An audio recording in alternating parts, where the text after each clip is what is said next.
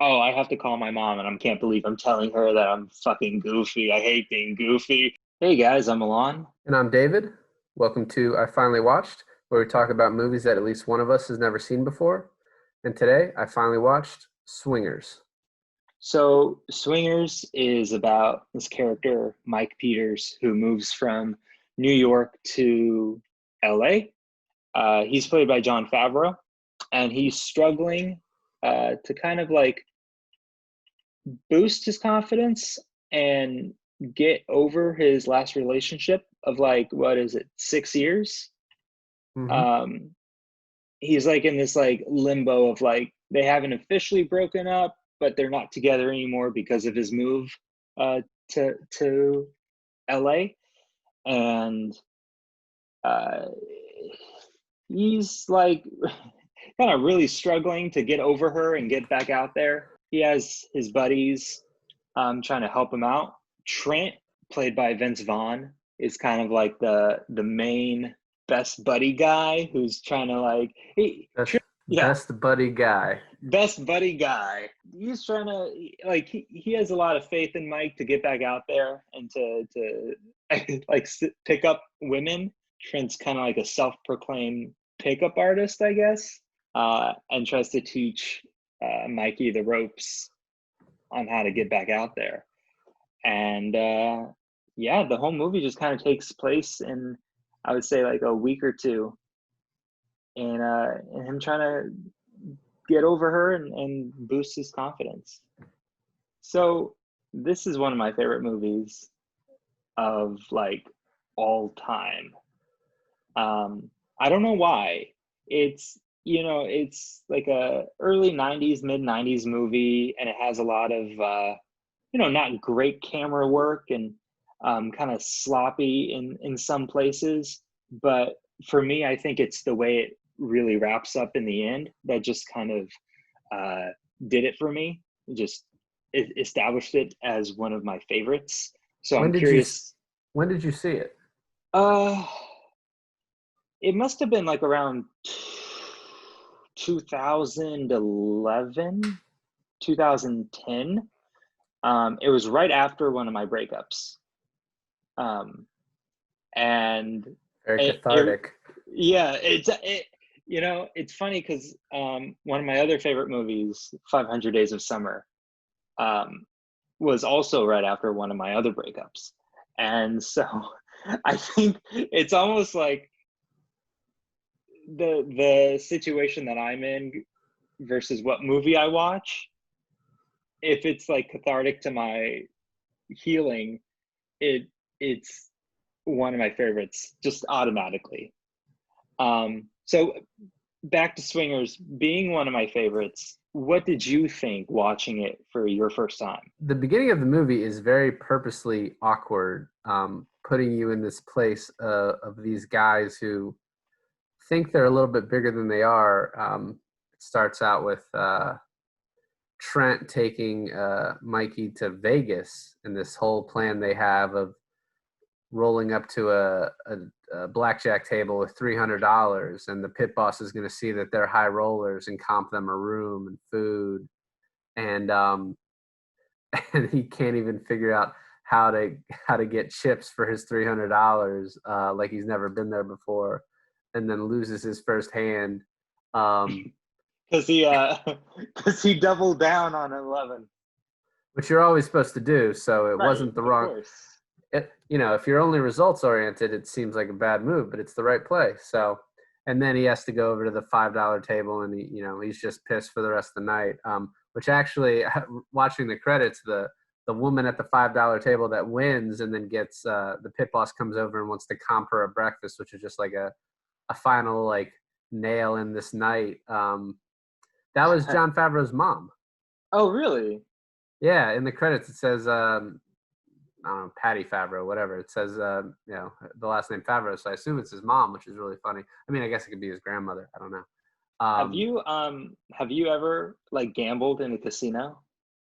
I went to Vegas for my friend's bachelor party and started out at roulette, which I thought I had a system for, and then realized afterwards that that's impossible because you can't have a roulette system.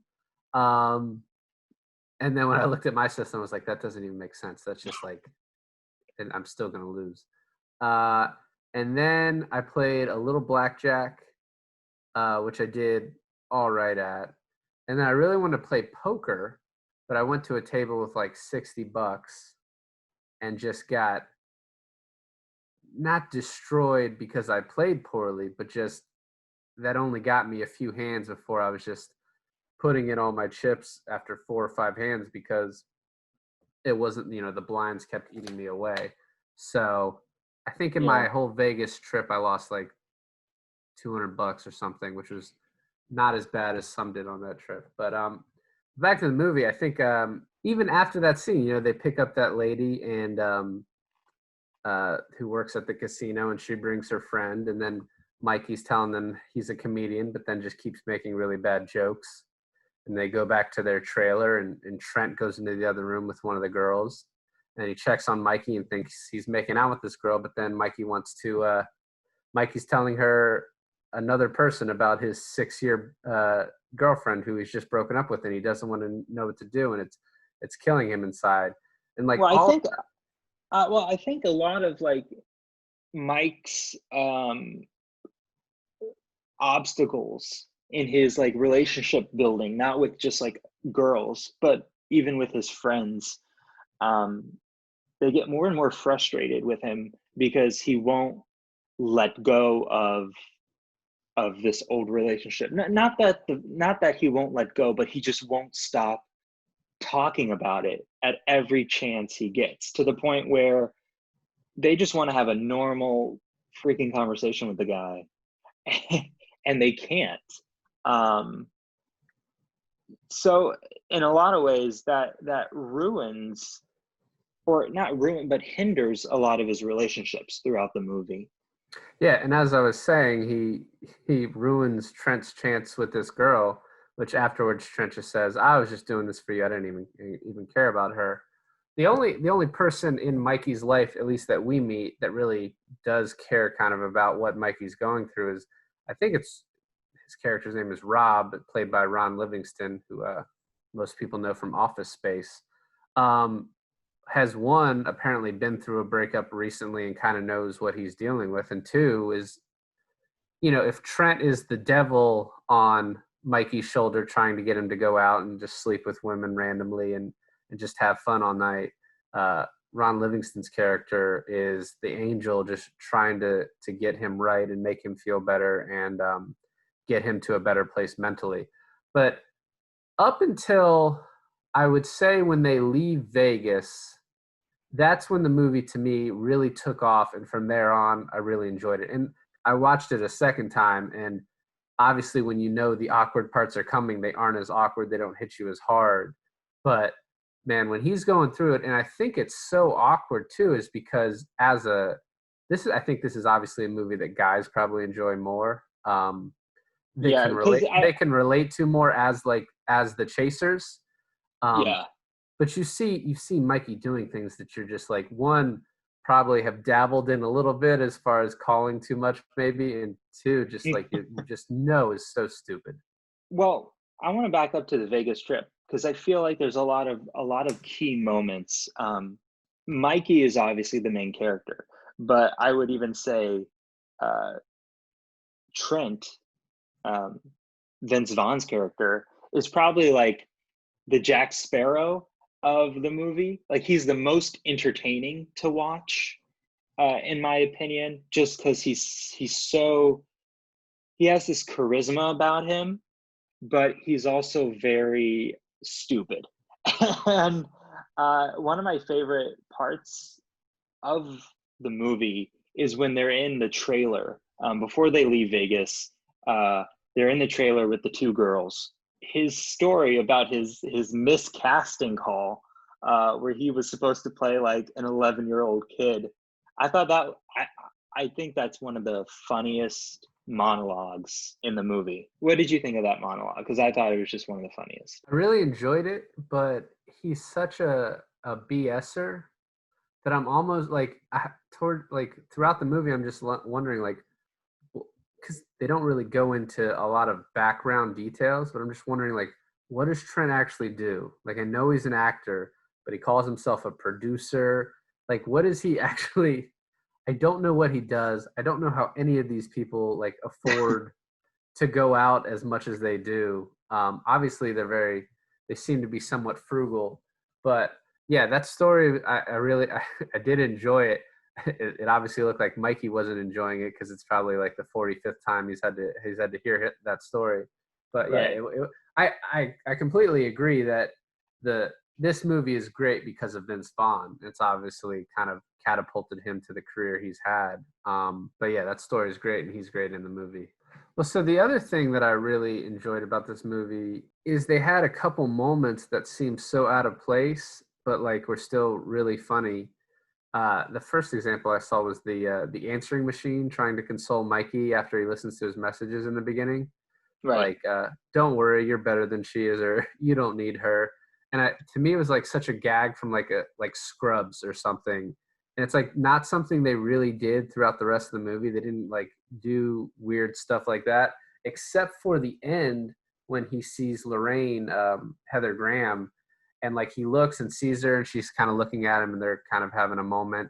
And then he looks away and then looks back and sees a little bunny rabbit sitting at the bar, and that is a callback to earlier when Vince Vaughn and Sue are saying, you're a bear and she's a bunny. You just don't know what to do. You don't know how you have these claws and you don't know how to handle her. And you just got to act like a bear and you got to go in for the kill. And so it's funny because that moment, it's just like one of those sight gags that like those two moments there's nothing else really like those in the movie, but Hmm. it kind of also just is perfectly showing you like, okay, he's now in the headspace where he's ready to move on. And it's like that was kind of a key moment. I think those moments, yeah, like they're kind of like supernatural moments, out of the realm of reality of what the movie has kind of gotten you used to.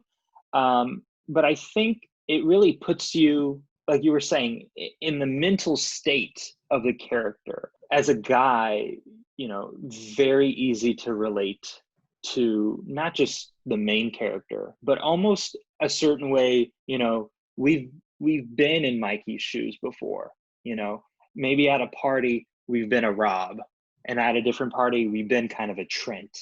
And I feel like you can understand where each of these characters are coming from as a guy.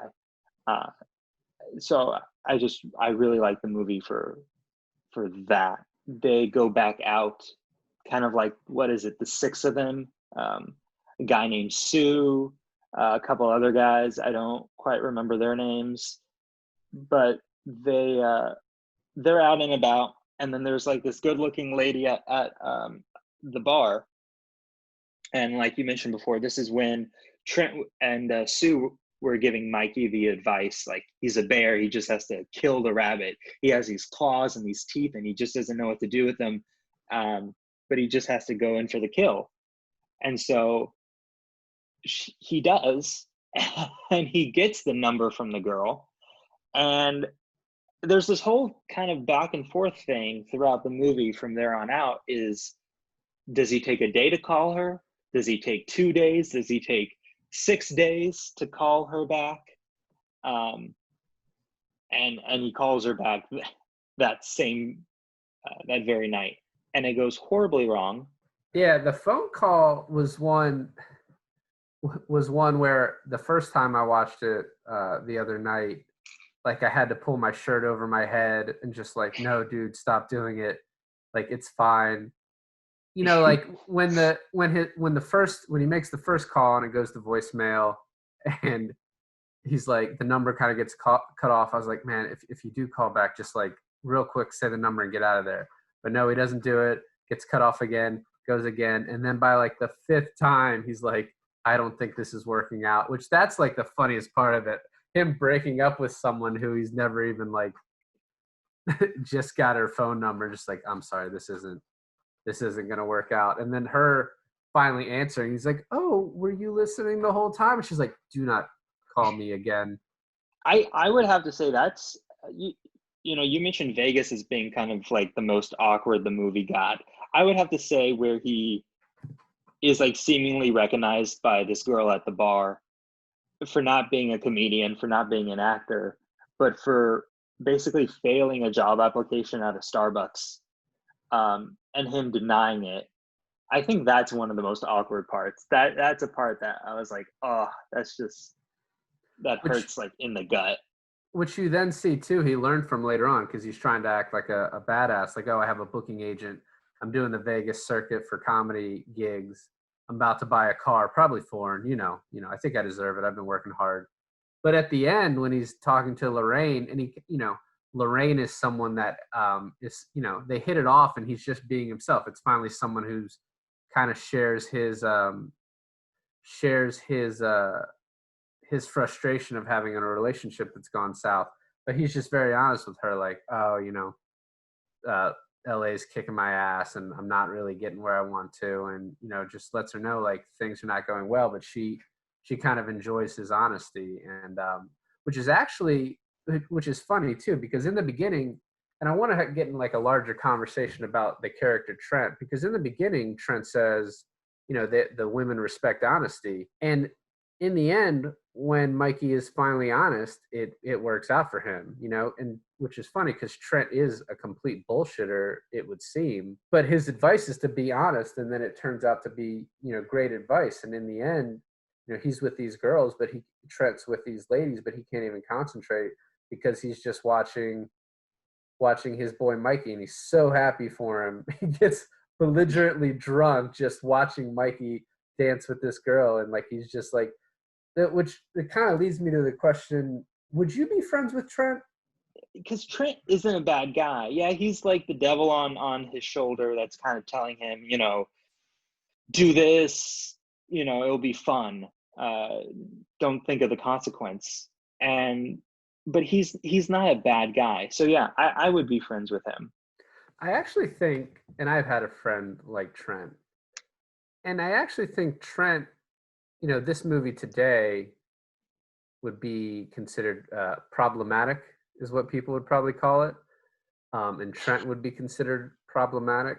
But I mean, really, Trent is, in his dishonesty, he's very open with what he wants, and he's not. I think he's not dishonest with the women he picks up. He's very straightforward, like, hey, grab your friend and let's go have some fun tonight, and that's all this is going to be. And he's also a good person in that he's trying to help out the friends around him. You know what I mean? Yeah. He gets really mad when Sue really demeans Mikey. The level of respect that Sue has for Trent, as Sue has a gun in his back pocket, and Trent is telling him to shut the F up and shoving him, like, he's like, do not talk again. I was like, one, pretty ballsy, but two, it shows the kind of the hierarchy of that Yeah. group. I'll get that word eventually. And so I think Trent is honestly kind of a good person. He just, what he wants is pretty sleazy, but he's very honest about it, and he also cares about the people around him. Maybe just doesn't care about the feelings of the women he's with, I guess, which is the problematic part of it. You're right. He definitely cares about the people he's with. He cares about his friends. Honestly, I don't like Vince Vaughn as an actor. I don't. This character he plays in Swingers is the only character I can actually tolerate from Vince Vaughn.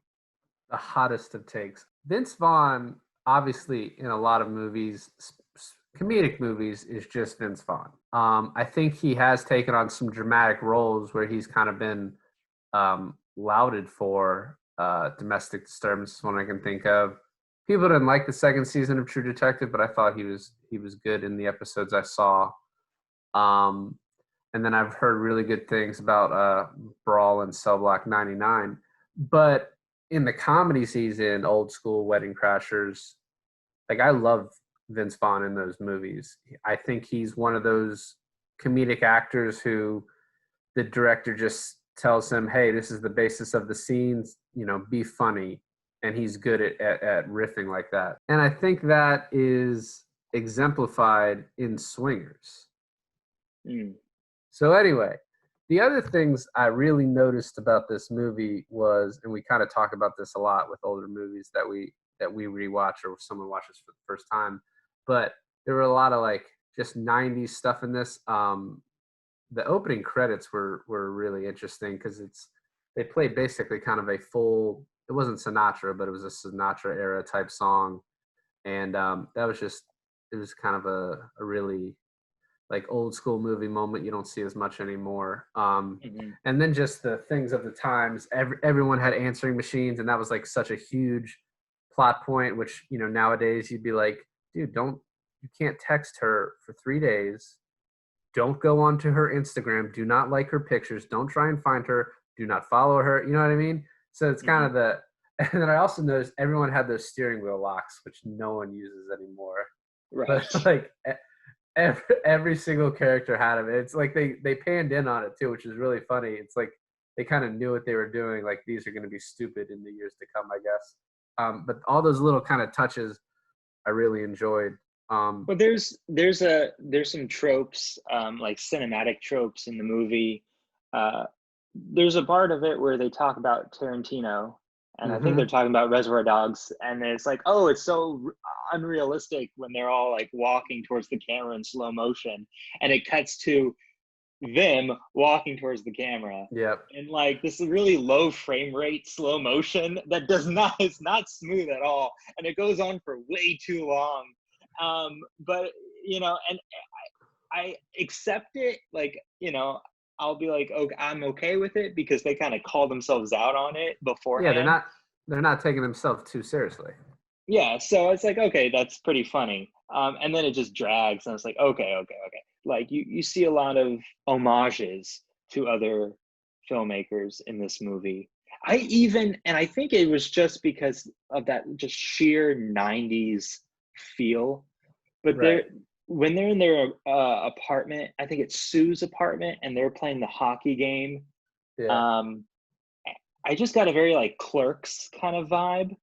I don't know why. I just got very like, early Kevin Smith vibe. And then of course he had like the taxi driver poster in the back and the Reservoir Dogs poster in the back. Yep. And then the video game was like, pixelated hockey game. And it's like, oh, the new version you can make them bleed. And it's just like this two little pixels of red. And I don't know. It's like one scene to be like the 90s nostalgia, that would be it. Well, the other thing too is because this was such a low budget, it was like $200,000. There was a lot of unexplored storylines, but because of like the the money issue with the movie, it's got to be a more contained movie. So they can't, Mikey says he does a comedy show, an open mic every Monday. It's like they probably couldn't afford to have a scene where they show him do that, but that would have been kind of interesting to see. And then, I brought this up earlier, but what does Trent actually do? Maybe Hmm. it would have been interesting to see that for a little bit. And the other thing I thought that was interesting, and they mention it, and it sort of comes back up, but Mikey talks about how Sue's a badass, and he one time like busted a dude's teeth in on the concrete, and like you see Sue pull a gun out. That to me is almost more of like a punk move than someone who's a badass. He wouldn't need the gun if he was a badass except for protection, but he kind of pulls it out first, you know, preemptively, proactively. And so it would have been interesting to see that explored a little differently. But obviously, with the budgetary limitations, I think the movie was really well done. And I sometimes like when they have these unexplored plot lines. It's something they say and it doesn't really matter, but it's a cool little detail to the movie. And so that part of it was really great to me. Being on such a low budget, you notice like the second weekend when they're all out and about, instead of like shooting multiple locations of like different bars and dance halls that they go to, a lot of it is them leaving. So it makes me think like, oh, they couldn't afford to shoot inside the place, so it's like, oh, we'll just show them leaving, and it's only the exterior. And I was like, okay, that's kind of cool. And then of course they could have used the same bar for like five of those scenes and just redress the bar in a bunch of different ways. The main question I had after this movie is what happened to Patrick Van Horn, who played Sue? Because he did, I think, decently well in this movie, and I looked him up, and he had a few parts after this, and then his last part was 2008, Four Christmases, which is a Vince Vaughn movie that I'm assuming he like helped him get the part. But Right. like, and I tried to Google him, nothing. I looked him up on Instagram, nothing. So I'm just like, did he disappear? Like, I God, thought he did. I hope he didn't die. You're just telling me like, oh, he's done nothing. Well, Google didn't say he died either. So it's just kind of interesting because I thought he did pretty well in the movie. And obviously Favreau, Heather Graham, Ron Livingston, Vince Vaughn have all gone on to have. I think Heather Graham was kind of like probably the most famous person in this movie Apart at the from, time. oh, okay, you're saying at the time. Yeah, at the time. But they've all had pretty great careers since then. All worked a lot. Um, Even Charles, who played the guy who was always like, "Yeah, this party's dead. Let's get out of here." He was on like that show Becker for years and years and years. Like I recognized him from that. So it's just kind of interesting that it never really clicked for Sue. After this. One character I kind of feel like we didn't really talk about. We don't have to go much into it, but is Ron Livingston's character. Speaking of like the setup and the payoff, another really funny part is him being like, "Oh, I have to call my mom, and I can't believe I'm telling her that I'm fucking goofy. I hate being goofy." And then he's like, and it makes you think, oh, he is goofy, and then you learn like, oh no, he auditioned for Goofy, and he just hasn't gotten the call back yet. And it's like it's a part that's so below him, and he feels like it's below him, and then he doesn't get it, and then the line, "I fucking kill for that role." I'm like, oh man, that's so good. And I don't know. It's just like little moments through the movie that connect it all together is the thing that really establishes this movie as, for me, a great movie, a well written flick. No, yeah, I agree. It's very well written. So, I mean, I'm pretty much here, defending it to the T, telling you how much I love it, why I love it. Um, I love Jon Favreau, not a huge fan of Vince Vaughn, but I love his character in this. Watching this for the first time, what was your like overall take? Love it, hate it, eh? Starting out, it was really rough. Uh, End of it is really great. Rewatching it again now, not having to have the first time going through such awkwardness. Yeah, I really liked it. I think it's even probably something that if it's on TV or if I'm looking for something to watch and I see it, that I would throw on again. It gives me it's kind of one of those movies that gives you. I wouldn't want to live in LA. I definitely wouldn't want to be single in my 20s in LA, like hopping around bars.